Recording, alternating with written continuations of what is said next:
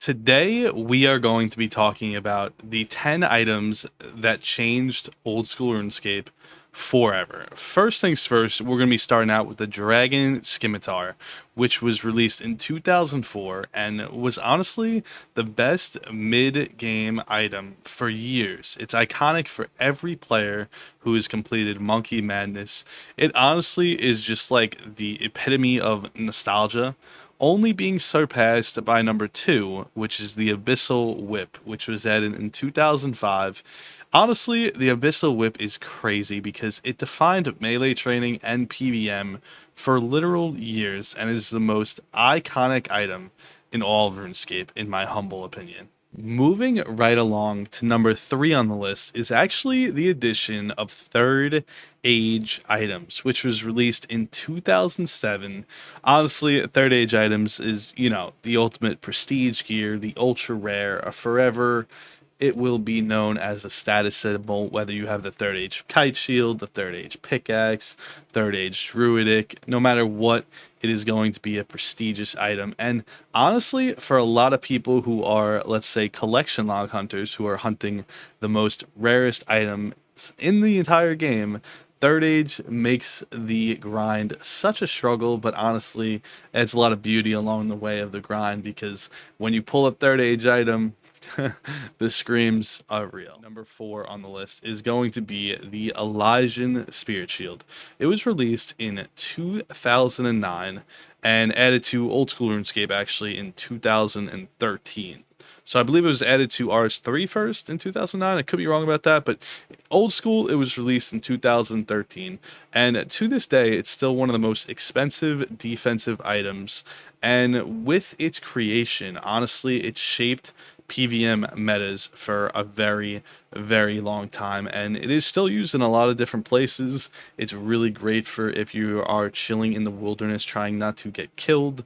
You got your Elysian Spirit Shield on. There's a very good chance you're not dying. You bring that to the Inferno attempt on your first time, and all of a sudden, times where you would have gotten hit a 70, you're getting hit a 40, which honestly, makes a big difference in the long run. And number five on the list is actually the Toxic Blowpipe. It was released in 2014 and it completely warped combat balance for literal years until it was nerfed. I actually forget the exact year it was nerfed, but for the longest time, it was literally just like the only thing you would use for a lot of stuff. For example, even for me, I remember back in the day, I used the Toxic Blowpipe to get my fire cape. It was a joke. It just shredded everything. The bosses that are around today obviously are much more complicated than back then, but for the meta at the time, for an item that was going for, I believe, 3 million GP, it was literally the best in slot item in so many different places. It was just amazing. It destroyed every boss you fought that you used range for. It was literally disgusting, and honestly, it's still used to in this day by pretty much everyone. I feel like everyone has a blowpipe in their bank just chilling. You got, like a quick little Slayer test you want to get done or AFK stuff. I mean, there's still a lot of uses to the blowpipe, which is pretty cool. Number six on the list is actually the Rune Pouch.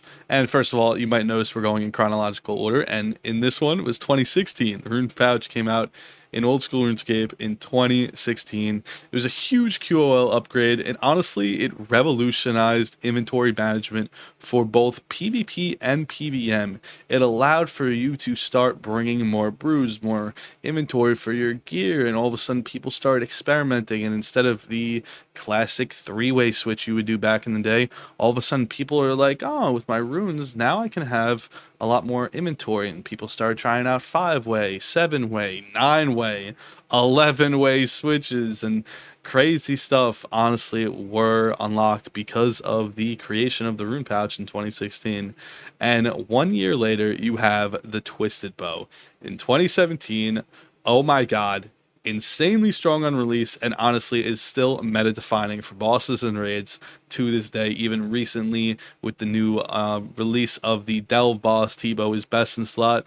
Anything second to the T-Bow just does not compare. I am a strong advocate of the T-Bow as I have one myself, and I have to say it is disgusting in some places. I mean, you bring it to Muspa, you bring it to Zolra, you bring it to the Delve boss, you bring it to so many different places, and it just shreds. Like, I did my first Hydra task with, I believe, the Bofa. And I was like, Bofa is pretty good here. And I remember I unlocked the T-Bow and I tried and I was like, oh my god, it's like a different world. It's like unlocking a literal, it's just unlocking a literal new world. It's actually that insane. And in my opinion, one of my favorite items in the entire game, definitely game changing. Next, oh my god, it's kind of funny. We're getting into, one of the next wonder weapons, the Scythe of Vitur in 2018 with the release of the Theater of Blood, changed high-end PVM and solidified the Theater of Blood as a loot powerhouse. Honestly, even to this day, I mean, obviously the prices of a lot of different items have been skyrocketing downward. I don't really know what's going on with the economy. Who really knows? Maybe the bots, maybe not. Who even really knows? But anyway, the Scythe of Vitur, honestly, not only does it look like one of the sickest items they ever released in the game, which I believe it does. I believe in terms of things they released, graphically, I think the scythe, the way it hits, the way it slashes those motherfuckers, the way it does everything that it does, you just hold it in your hand, you look like a god, bro. Like, it's just everything about the scythe is just phenomenal. On top of the fact that in 2018, the most game-breaking update also came, not just the Theater of Blood, but the release of the Inferno. And there came the Infernal Cape. In 2018, the Infernal Cape came out, and it was the true testament of what an endgame flex item is, representing the best PVM achievement for years. And even to this day, you see someone with a fire cape, or otherwise known as a cheese cape, versus an infernal cape. And some people you see with an infernal cape, if they if their stats are pretty abysmal, you might be like, huh, how much you pay for that?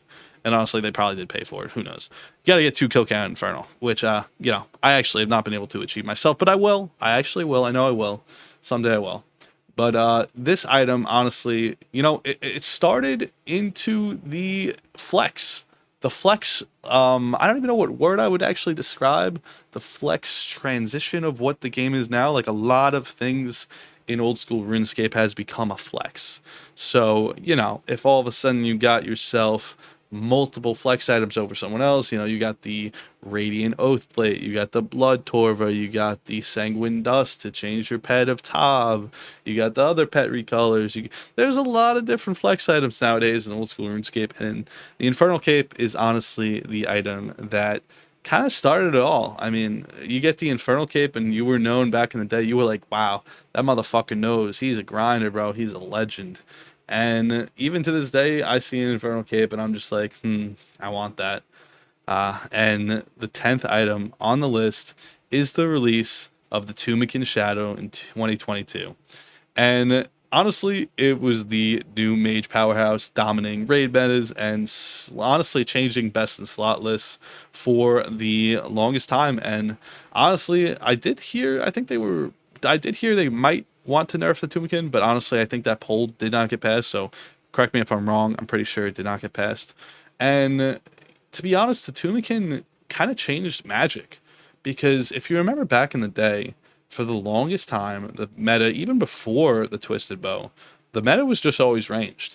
Like, whenever it came to like anything best in slot, you would just kind of range it. Most people that are like have been playing for many, many years have like, 30 mil range XP and like, 15 mil strength XP, 15 mil magic XP, because everyone just used ranged. It was just the item that you would use for the longest time. And then with the release of the Scythe in 2018, people started, using magic. The one that didn't make the list, but it was close, was actually the Zerite crossbow. I actually forget what year it released, but that actually changed the PVM meta, because all of a sudden you had Torva, and you had Torva with the Scythe, and all of a sudden melee was good. So it wasn't just ranged, it became, okay, so you got range gear that's really good, you got melee gear that's really good, but until 2022, there really wasn't magic gear. Like, you had the Sang Staff, but it was kind of like the Sang Staff, it was just on a different level. And with the release of the Tumeken Shadow, all of a sudden magic gear was on that level. And now it's kind of crazy because now today you have all three combat styles that actually are amazing and you can use at every different piece of content depending on what you're killing. And honestly, it's really cool. I think I've really enjoyed the way that the game has developed over the years. And shoot me a comment down below if you enjoyed what I was talking about, this list, the scythe. I mean, I kind of just lost my train of thought yet again. I probably have down. I can't say that. Anyway, though, good thing I didn't say that. I hope you have a good day. Take care of yourself, and I'll catch you next time. Peace out.